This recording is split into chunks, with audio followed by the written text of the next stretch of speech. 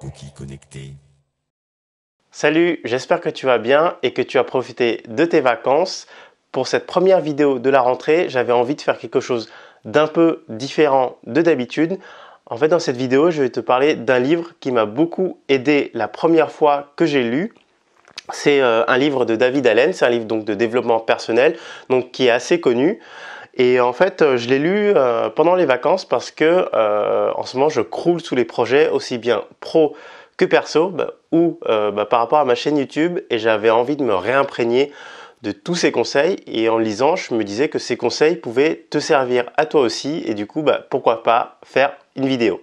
Le constat que fait ce livre, il est assez simple. On a tous des projets qui nous tiennent à cœur et qui sont importants pour nous.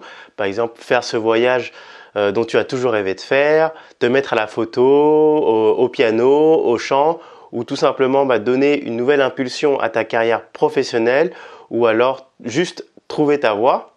Et le problème, c'est que souvent, ces projets qui sont importants, on dit on les fera un jour. Et c'est là où il y a un paradoxe, c'est-à-dire que ils sont importants à nos yeux et pourtant, on ne fait rien pour les réaliser. Et pourquoi est-ce que l'on ne s'y met jamais? Tout simplement parce qu'on est trop débordé par les tâches qu'on doit gérer quotidiennement. Que ce soit les courses, le boulot, les amis, la famille ou les imprévus du quotidien, tout ça fait qu'on n'a plus le temps à consacrer à des projets de plus haut niveau parce qu'on est noyé sous ces tâches à faire quotidiennement. Et c'est pour cela qu'il est important d'avoir une organisation efficace, puisque cela va te permettre de mieux gérer les différentes tâches du quotidien pour pouvoir avoir du temps à consacrer à des projets de plus haute importance. Moi, ce livre, pour te dire, il m'a vraiment donné le déclic pour passer d'un mode one day à un mode day one. Ouais, je le dis à l'américaine, ça claque un peu plus. C'est-à-dire que, en fait, j'ai arrêté de reporter ces projets importants à je le ferai un jour. Et au lieu de ça, je me dis comment mettre tout ça en place pour commencer ces projets et les réussir. Et c'est pour cette raison que je vais te donner 4 conseils dans cette vidéo qui vont t'aider à réaliser tous tes projets. Mon premier conseil, c'est tout simplement de recenser toutes les tâches et tous les projets à faire. Et ce, quelle que soit leur échéance, que ce soit pour aujourd'hui, pour demain, pour dans 3 semaines ou pour dans 6 mois ou même 3 ans.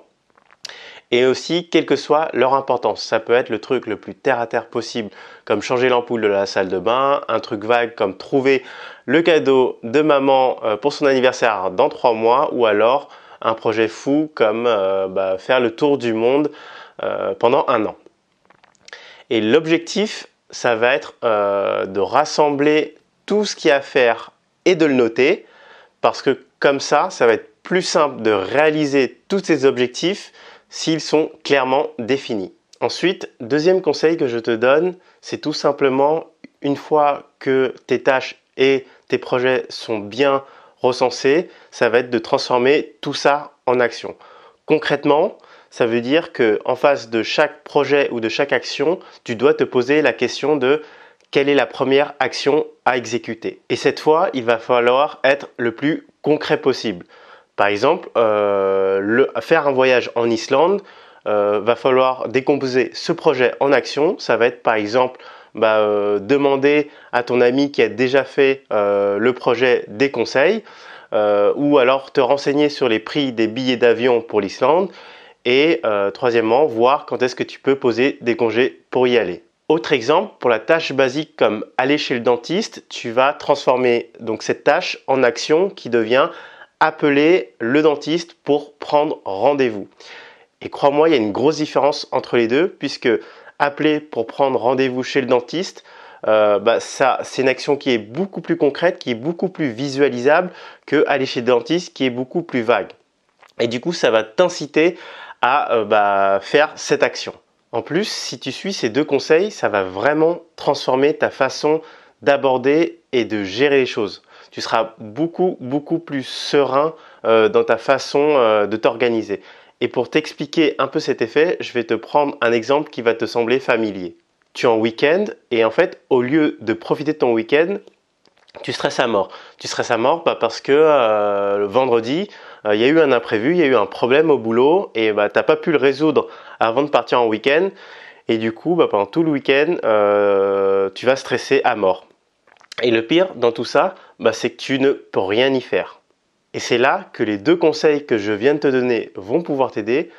La raison de ton stress, c'est tout simplement parce que tu as peur d'oublier, de résoudre ce problème et du coup, ton cerveau, il te le rabâche sans cesse. Oublie pas, oublie pas, oublie pas.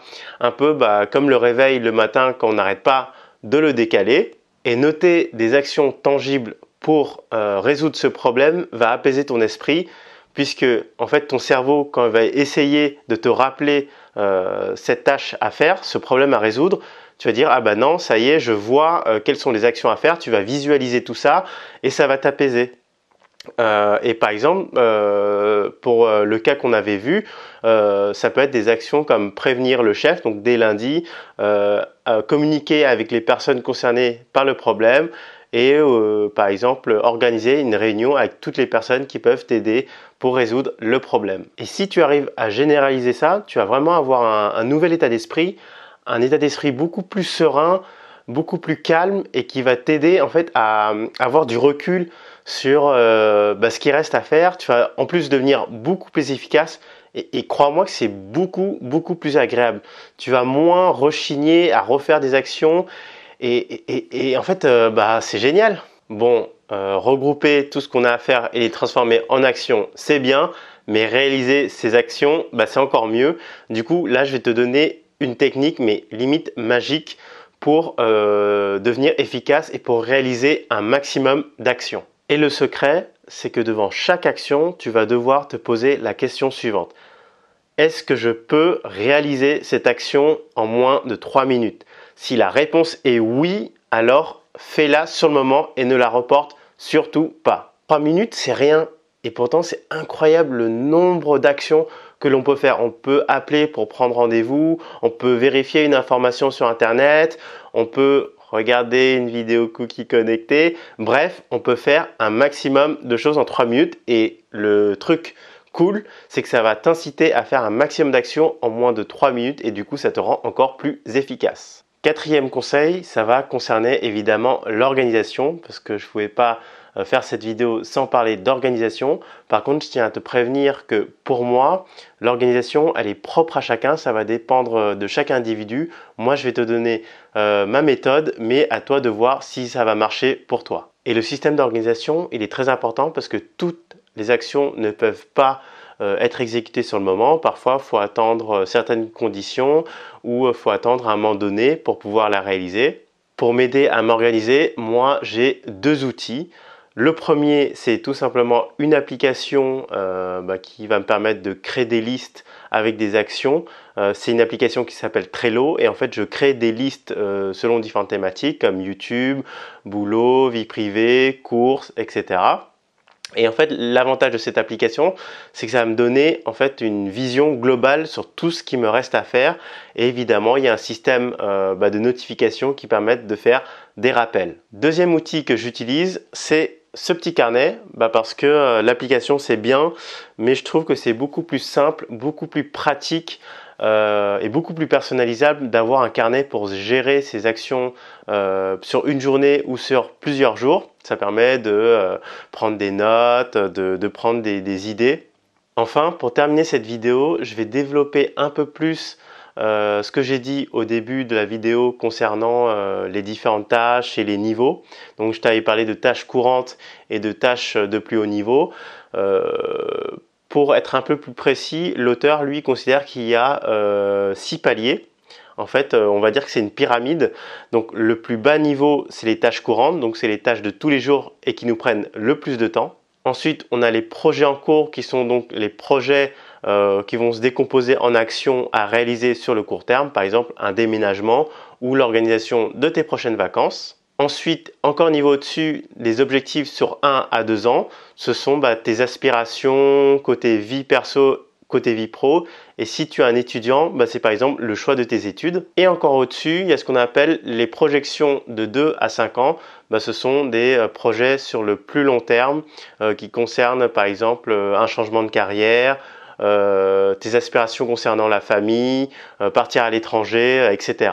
Et ensuite, tout en haut de la pyramide, on a ce qu'on appelle le plan de vie. Et le plan de vie, c'est tout ce qui te rend heureux, tout ce que tu as envie de faire, ta vision du monde, quel impact tu vas avoir sur les autres. Et comme je l'ai déjà dit, il est essentiel de bien gérer les actions des couches basses pour pouvoir avoir du temps à consacrer aux actions et aux projets des couches supérieures. Plus concrètement, ça veut dire que si tu gères efficacement les actions chiantes du quotidien, tu vas pouvoir avoir du temps pour les consacrer à des projets beaucoup plus cool. Après, évidemment, l'influence se fait aussi de haut en bas, puisque une fois que tu as défini ton plan de vie, tu vas pouvoir supprimer par exemple des projets qui sont en contradiction avec. C'est fini pour la vidéo, j'espère que ces conseils vont t'aider. Dis-moi ce que tu en as pensé, dis-moi si tu as des projets que tu aimerais justement mettre en place suite à cette vidéo. Comme d'habitude, si tu as aimé la vidéo, mets un j'aime. Et si tu n'es pas encore abonné, fais-le, abonne-toi. Et nous on se dit à la prochaine, ciao!